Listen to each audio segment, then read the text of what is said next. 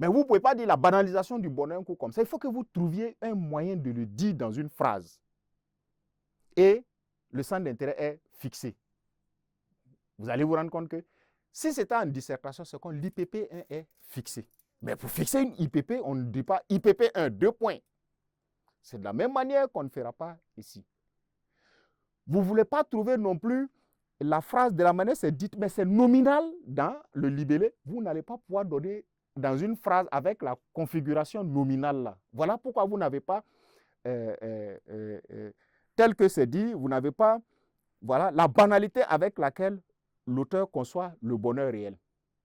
Peut-être vous allez dire que Rier de Stromae est une conception banale du bonheur. Tout le monde peut dire de la même manière, seulement que nous avons décidé de dire à première vue, c'est-à-dire ce n'est pas encore vérifié, c'est sous réserve de vérification.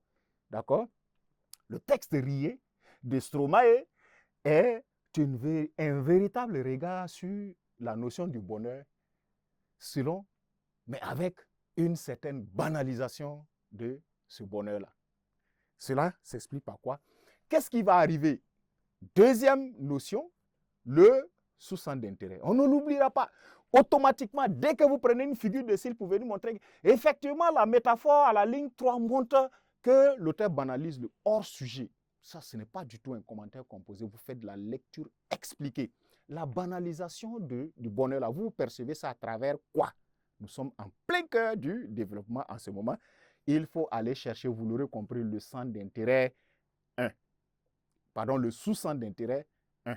Et nous allons regarder comment il voit le bonheur. Vous ne sentez pas qu'il a une conception des sources du bonheur comme facile à atteindre. Quand je lis le texte, je sens que ce qui fait le bonheur pour Stromae, ces choses-là ne sont pas sorciers. On s'assoit, on pense à ça et puis ça vient. Ou on peut se lever, aller prendre.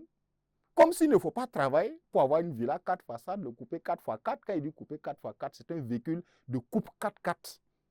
Il lui veut tout ça comme ça et il le dit à travers simplement le mot ou les mots. Donc, le sous-centre d'intérêt, je vais dire, dans un premier temps, voilà,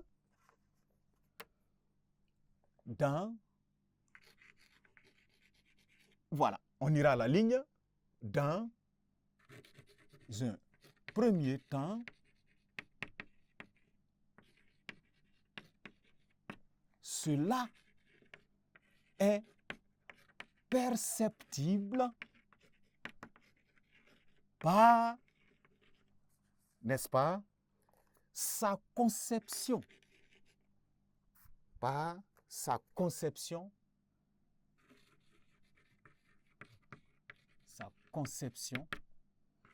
des sources du bonheur comme étant facile à atteindre. Les sources du bonheur comme, en parenthèse, même si vous ne répétez pas étant, la phrase dans le sens de comme dans ce contexte, étant est déjà dedans, mais d'accord, pour plus de compréhension, comme étant aisé, facile, immédiat, allant de soi à obtenir. Comme étant, on va dire, facile à obtenir.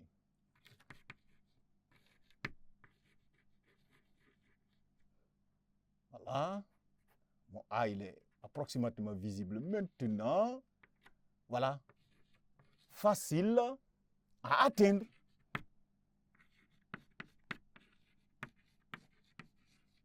Virgule, à avoir ou à acquérir, point de suspension.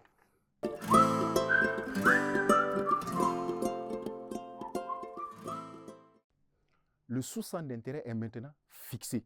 C'est quand vous défendez ça que vous faites le commentaire composé. C'est toi qui envoies ça ici parce que ça, c'est nouveau.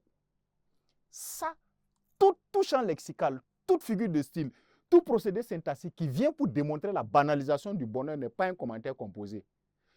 Les champs lexicaux, les figures de style, les procédés divers qui viennent pour justifier que l'auteur pense que c'est facile à atteindre ce qui donne bonheur là. Quand vous démontrez ça, c'est là que vous faites le commentaire composé. Voilà cet escalier que les élèves, les candidats, vous escamotez la plupart du temps. Et en dépit de la belle compréhension du texte, le commentaire produit n'est pas riche. Alors, de la manière, j'ai distingué le centre d'intérêt par du jaune en surbrillance comme ça. C'est de la même manière que vous verrez ici, le sous-centre d'intérêt est mis ici dans la conception des sources du bonheur comme facile à atteindre. Voilà le sous-centre d'intérêt. Et ça va de soi. Quand quelqu'un banalise quelque chose, naturellement, il pense que cette chose n'est rien, presque, n'est pas compliqué, n'est pas facile, il néglige. Voilà le lien logique, il y a un sous-centre d'intérêt et un centre d'intérêt. Nous allons le chercher maintenant dans le texte, les éléments qui montrent qu'il pense que c'est facile à atteindre le bonheur. Les différents éléments linguistiques, des ressources de la langue qui montrent que, tiens, pour lui, la chose qui donne le bonheur n'est presque rien, ce n'est pas sorcier à avoir. C'est ce que nous allons démontrer. Et si nous démontrons cela, nous faisons, voilà. À partir de là, l'expression écrite commence. Votre défense verbale commence.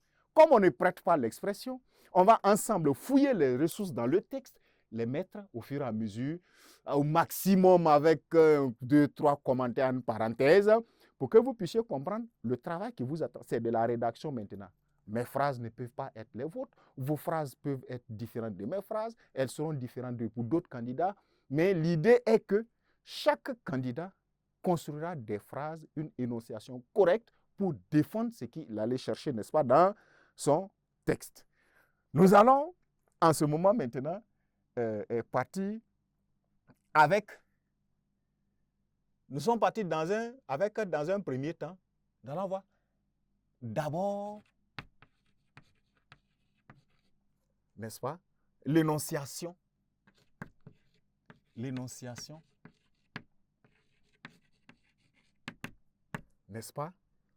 En parenthèse, de type déclaratif. De type déclaratif. N'est-ce pas? En épreuve.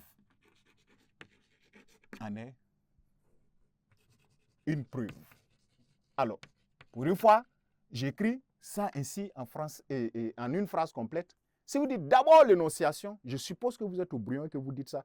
Sur votre feuille, dès que vous faites l'argumentation par des tirets et des groupes nominaux, c'est du style télégraphique. D'abord l'énonciation. L'énonciation a fait quoi? L'énonciation montre qu'il pense que la source du bonheur est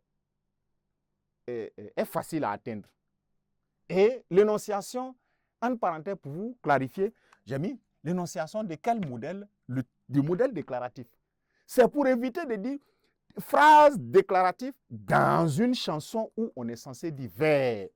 Parce que ici, on peut dire que Stromae, c'est le poète, le chanteur, l'artiste, l'auteur. On peut tout dire de lui, car ce texte-là est un texte qu'on peut considérer comme étant écrit en vers. Quand vous allez la voir, vous voyez son organisation. Elle est significative, l'organisation. D'accord.